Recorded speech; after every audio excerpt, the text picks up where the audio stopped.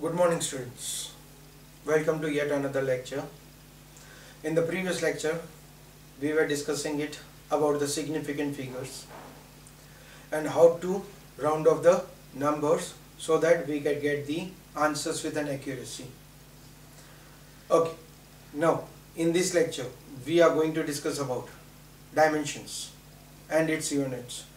Now, this is not the detailed topic that I should go for it in the more depth, because you are already well aware about it, that is related to the dimensions. Now, particularly these are the topic how to convert meter into centimeter, centimeter into meter, or millimeter into centimeter. Now, these all things you know it. You know it how to convert 1 hour in dash seconds.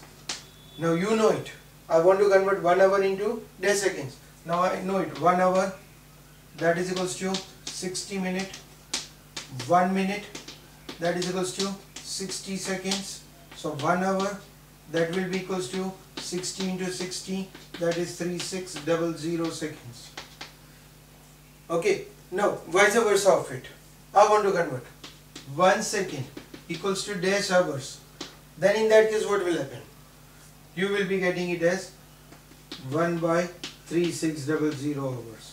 So you know it how to convert this one unit to the another, or by knowing it conversion of millimeter into centimeter or centimeter into meter. You know it how to convert it, right? So I'm not going it in that detail. You can just practice it, right?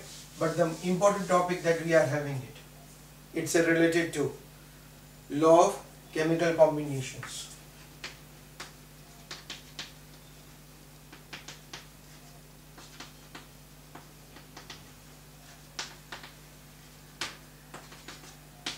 Now for our syllabus, we are having it as in 5 different laws of chemical combinations.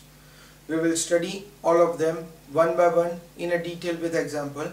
Don't have any problem. So let's see it. First one, law of definite mass.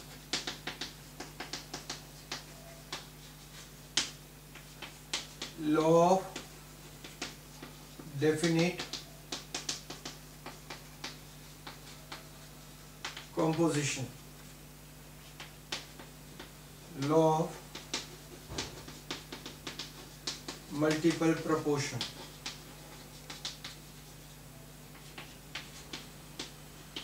Law of definite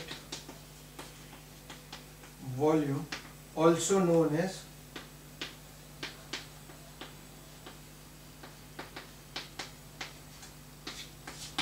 it's also termed as Gay-Lussac's law. And fifth one, Avogadro's law. We are having total 5 different laws to study whenever we are studying the chemistry, or whenever we are producing any kind of chemicals, or when we are writing the chemical compositions. These are the certain laws that are implemented. Now let's see it one by one, each of them. The first one will see it, law of definite mass, right? It is also considered as law of conservation of mass. In place of definite, we also write it as conservation of mass. Why? You know it, that law of conservation of energy was, they can neither be created nor be destroyed. Same thing is applied over here also. Mass can neither be created nor be destroyed. It is simply transfer, right, from one compound to another compound in a form of composition. That means, if I am saying it, for any given reaction, if I calculate the mass, mass can neither be created nor be destroyed. Here what does it show? Nitrogen is reacted with hydrogen to produce ammonia. That means here I am having one N2 molecule reacts with 3H2, but it is producing only 2 NH3 molecules. That does not mean that the mass has been changed. Mass remains constant. How we will be getting it? We know that atomic mass of nitrogen 14. Therefore, N2 will be 28. Similarly, atomic mass of hydrogen, that is 1. So total mass for 3H2, it will be 6. Similarly, here you will get it as total 2NH3 is equals to 34. Check. Here we got it as 28 reacts with 6 to produce 34. Mass is neither created nor destroyed. Total remains same. This is applicable to each and every reaction. You can't change the mass of an atom. Right? Let's take it as another example. H2 plus O2, it produces 2H2. So what will get it? 4.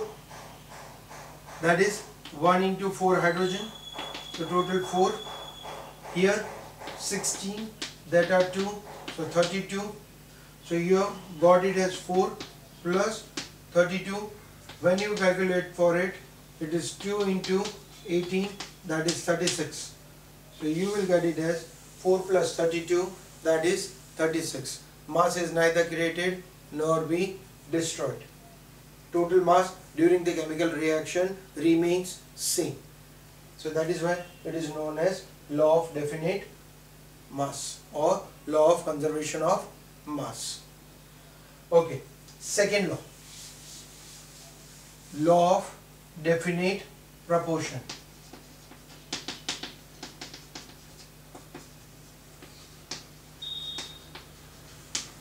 Now, law of definite proportion means what? Whenever you are going it for any kind of a compound to be produced, number of elements are going to combine with one another. We know it that by formation of bond, by breaking or by losing their own properties and creating new properties, compounds are produced. But during the reaction, whether that reaction is naturally occurred or that reaction is done in a laboratory, the total composition of the compound remains same. For it, an example, if I said 2H2 plus O2, 2H2O, it's a water, which shows that 2:1 is the composition of it. Now this is suppose a natural occurring process. I am saying that water is produced directly from the nature. So we are going to get the composition as 2 hydrogen reacts with 1 oxygen. Now in place of that, if I am going it for the chemical reaction, CH4, I am reacting with O2. The compound gets converted into CO2 plus 2H2O. Right? So what does it show? Again, the water which is produced during the reaction, this is now chemical reaction. This was natural, this is chemical reaction, still the composition is fixed. 2:1. So compound may be naturally or maybe through the chemical process. The composition of the compound remains same, it won't change. Or in other words, if I just say it as a simple example, as a joke, what will be the composition of the water at my residence? H2O. At your residence, it's an H2O. It remains same, it can't change. Right? So natural occurring or maybe through chemical reaction, composition remains same. If you change the composition, compound will be changed. If we change the composition, the compound will be changed.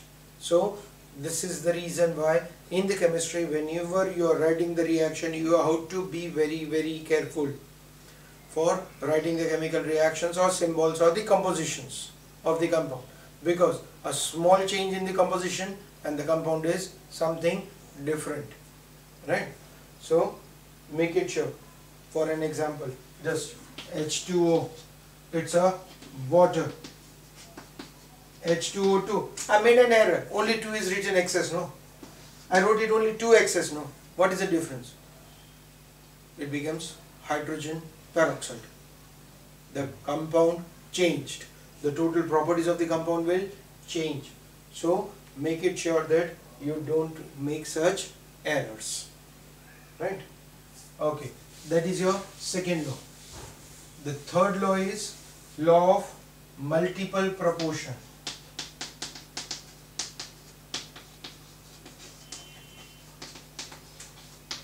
Law of multiple proportion. What does this law says? When two or more than two compounds, two or more than two elements, they are combining together in more than one ratio, then the second element will combine with a fixed mass of an first element, will be always in a definite multiple ratio. How to go for it? So in that case, if I want to write it, the law, if two elements can combine to produce more than one compound, then the mass of one element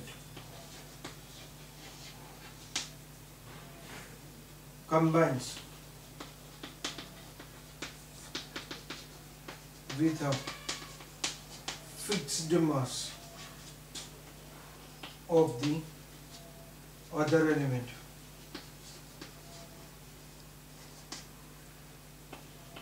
are in the simple multiple ratio. Now this is the simple law, I wrote it, right? But how to understand this law, or what this law wants to say? If two elements, so let us consider that those two elements are like nitrogen and oxygen. I'm taking it as an example that these two elements, that means we will take it one element as nitrogen and the second one as oxygen, combines to produce more than one compound. So I know it that nitrogen can combine with oxygen in the form of NO. It can combine with oxygen in the form of NO2. It can combine with the oxygen in the form of N2O, right? So let's see, what does it shows? It is producing more than one compound. So I'm going to fix up the mass of the one element, fixed mass of the one element. The mass of the other element that will combine will be in a simple multiple ratio. Let's take it as an example to understand it so that it becomes clear to us. N2 reacts with O2. This nitrogen and oxygen, they can produce NO, NO2, N2O, N2O3, N2O5. It can produce different type of compounds. Now let's see why we can write this, or how can I recognize that these are the possible compounds. So I am fixing it. This is the nitrogen, oxygen. Nitrogen mass is 14, oxygen is 16. Here 14, I am getting 32. Here 28, I am getting 16. For this 28, I am getting 48. For this 28, I am getting 80. So we are getting it as a difference. Now let us fix up 14, 16, 14, 32. So 14 is the least. Let us divide it by 2. You will get here also 14. You will get here 8. 14, if I divide it, I am getting 24. 14, I am getting it as an 40. Now you can see it. It's a multiple of 8. 8 2s are 16, 8 3s are 24, 8 4s are 32, 8 5s are 40. So that means we are getting it as a nitrogen to oxygen, where oxygen is in the form of 1, 2, 3, 4, 5. A multiple of 8.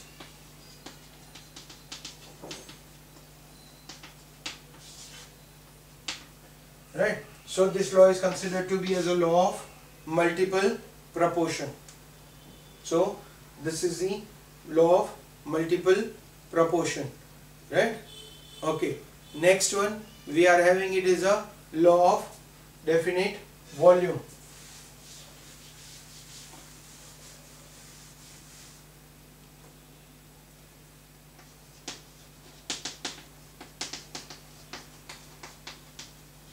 Which we already told that it is also known as Gay-Lussac's law. This law also indicates that for a definite volume, it's the same as definite composition. In the definite composition, here volume we are writing it as an 2H2 reacts with O2, gets converted into 2H2. In place of writing it as in molecules, if I write it 2 volume of hydrogen reacts with 1 volume, it produces 2 volume. So we are going to get it as a fixed ratio, like definite proportion. So here we will consider it as a volume. It's same as definite composition, right?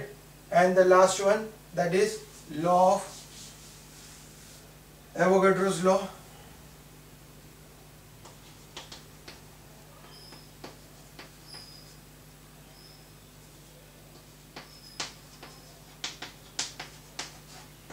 Avogadro's law, what does it indicate? Whenever any compound is going to mix with one another, at standard temperature and pressure, at fixed temperature and pressure, the total number of the molecules or atoms should present in them should be same, right? So what does it shows? That if I am saying that 1 volume of carbon is reacted with 1 volume of oxygen to produce 1 volume of carbon dioxide, then in this case the number of the molecules that are present in carbon will get it as an atom, number of atoms. Here I am going to get it as molecules, here I am going to get it as compound in the form of molecules. The total number should remain same at STP, number of atoms or molecules in given volume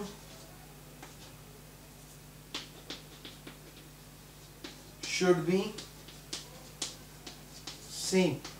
That means the Avogadro gave out actually the number as 6.022 into 10 raised to 23. One volume contains 6.022 into 10 raised to 23. It can be atoms or molecules. This is a law which you have also studied in your lower standard also, right? This is a number going to be very important for us. Okay, so all the 5 laws that we have seen it, we discussed it, we can have it as an objective questions, multiple choice questions on it. Particularly for you, practice questions or certain questions we will send to you in the form of PDF. Rest we'll see it in our next lecture. Thank you.